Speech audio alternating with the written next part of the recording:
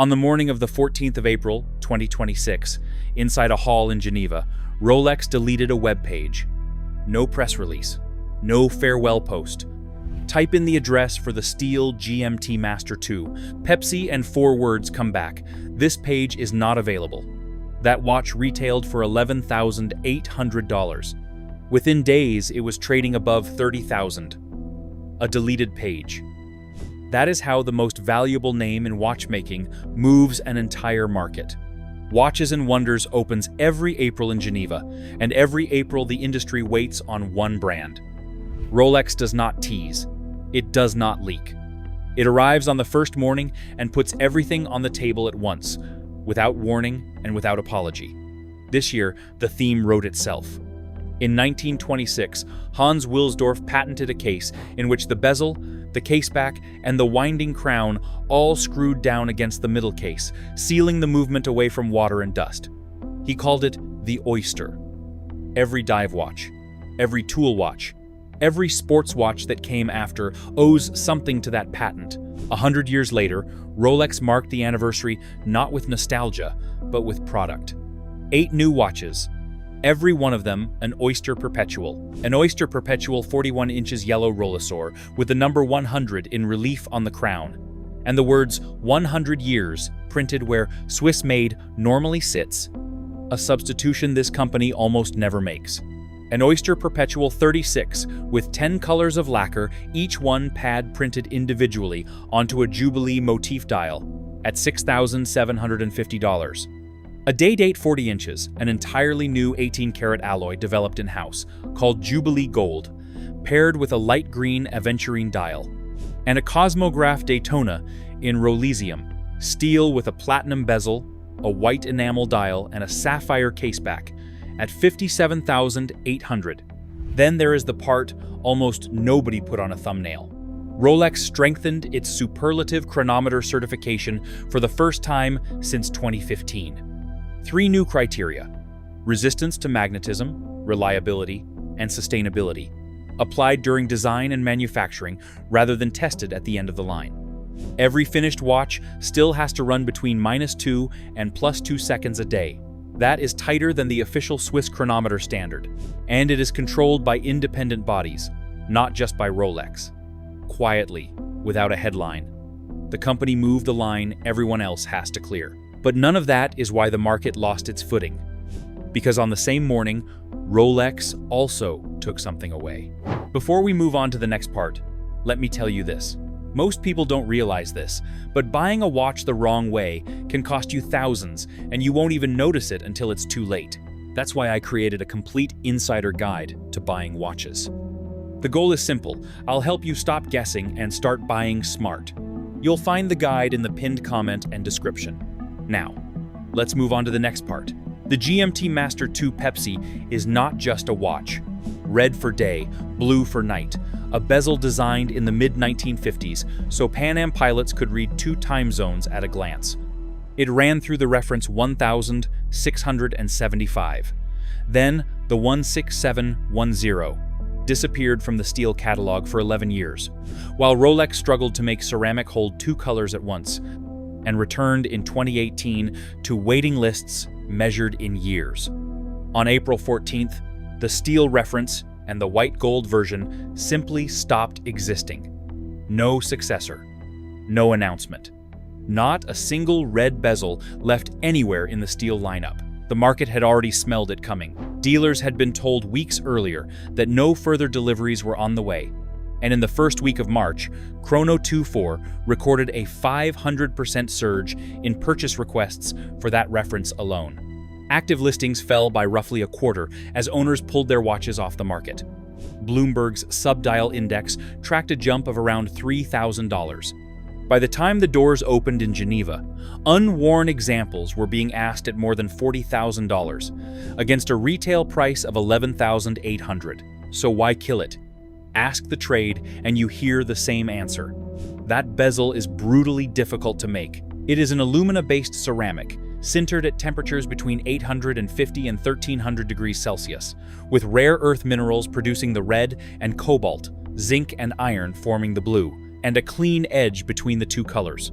David Coate, a watch specialist at the European Watch Company in Boston, says the decision has a great deal to do with the complexity and the yield of that process, and he adds something collectors often miss. Shifting resources toward long-term parts and service support is very much how this company thinks. Whatever the reason, the effect is identical. Take one watch off the table, and every remaining GMT absorbs the demand it used to carry. Quick one while we are here. If you are getting something out of this, hit like and subscribe. It genuinely helps. Now, the bigger machine underneath. Here is what almost never makes it into the headlines.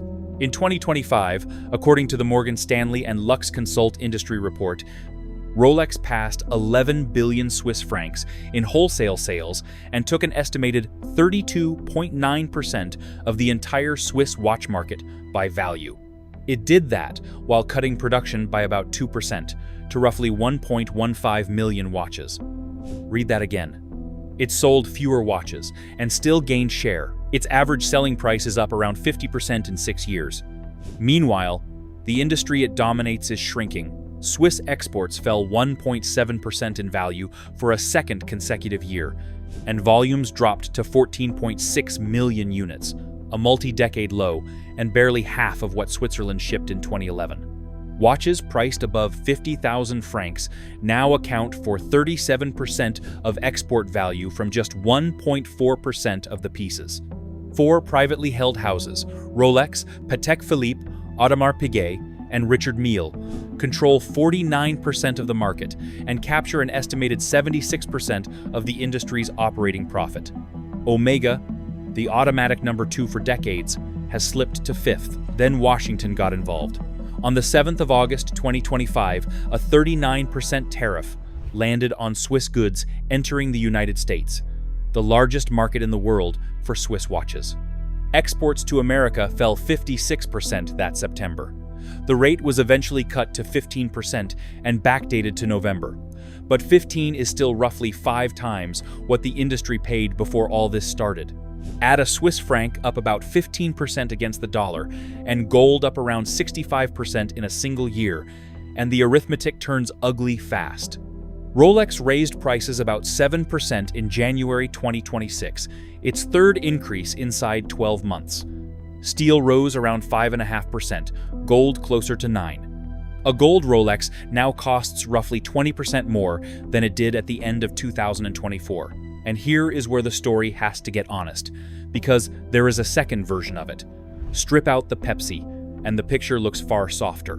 Watch Charts data puts Rolex secondary market prices close to 30% below their 2022 peak. Waiting lists that once ran for years have shortened noticeably. The white gold Daytona retails above $56,000 and routinely changes hands for less than that, which tells you something important. Rolex can set the price at the boutique, but it cannot force anyone to pay it outside. Even the Pepsi surge was calmer than the noise suggested. Sellers were asking $40,000 and $50,000.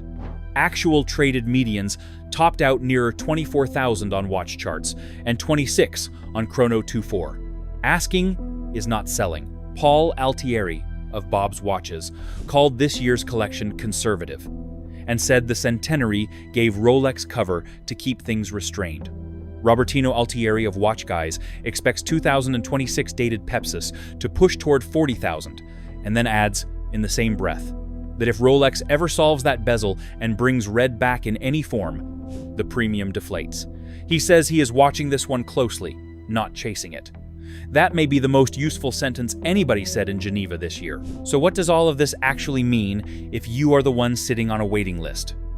First, Rolex is no longer really competing with other watchmakers on price. It is setting the floor everyone else prices against. When Rolex moves steel up 5%, the rest of the industry quietly takes permission. Second, discontinuation is the most powerful marketing tool in this business, and it costs nothing to use. A deleted page did more for that watch's value than any campaign ever could. And third, the part that actually matters. If you buy a watch expecting it to behave like an asset, you are bidding against people who never intend to wear it. The uncomfortable truth underneath all of it is that scarcity here is a decision, not an accident. Rolex builds well over 1 million watches a year and can shift production between collections whenever it chooses. It can widen supply on one reference and starve another, and the waiting list does the advertising for free. That is not a scandal. It is a strategy, executed with more discipline than anyone else in luxury, and it is the reason a 100-year-old case design is still the most profitable idea in Swiss manufacturing. A century ago, Hans Wilsdorf sealed a movement inside a case and built a watch that could survive the world. In 2026, his company celebrated that anniversary by making something else vanish completely. And the market learned, one more time, that what Rolex takes away is worth more than almost anything it hands you. So where do you land on this? Is Pepsi a genuine icon that just became untouchable, or is this a difficult bezel and a market that lost its mind over a broken link? Drop a comment, because I read every one of them. And if you want more stories like this, subscribe to the channel and like the video. There's a lot more coming.